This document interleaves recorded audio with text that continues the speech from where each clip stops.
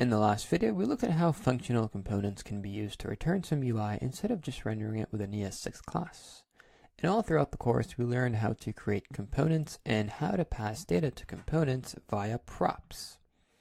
In our case, we passed down an array containing a bunch of image URLs which mapped out 3 photos inside of our photo wall component. But props are considered to be read-only immutable data. It's not meant to be changed over time. For example, what if I wanted to add another photo? To our photo wall, or remove one of the photos from our wall? How would we do it? Well, that's where state management comes into play. State represents data that can be changed over time. It's immutable. For example, if I were to click a certain button on a page, we would be using that button to change the state of our component, and by changing the state of our component, we can change the UI. So to make our app a little more interactive, we want to display photos instead of just loading these ones, or even remove photos upon the click of a button. And that is why we need state management.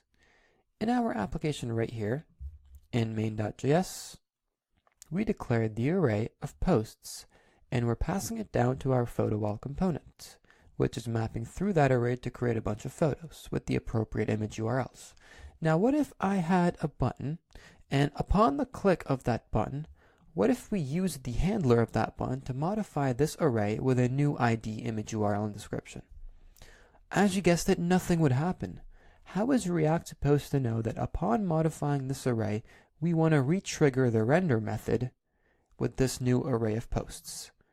How do we make it such that every time we update the posts array, we want React to know about it and re-trigger the render method and add that new picture that we just provided for it?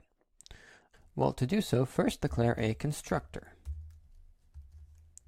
When we declare a component instance of our main component right here inside of index.js, its constructor method automatically gets called. Inside the constructor is where we will initialize the state of our component. What do I mean by the state? How do we add state to a component instance? Well, right now, this is simply an array of posts. If I were to declare it as a distinct piece of state of our component, then whenever we update this array, we're also updating the state of our component. And by updating the state of the component, the render method should get re-triggered to update our UI. So we'll declare this array as a distinct piece of state for any instance of the main component class. Inside of your constructor, start off by calling super. Since we're extending to another class, we're extending component, we must call super in order to be able to use this. This pointing to our component instance main that we declared. And the component instance that we're rendering to our DOM, the main component, we're going to initialize its state by adding a state property equal to an object.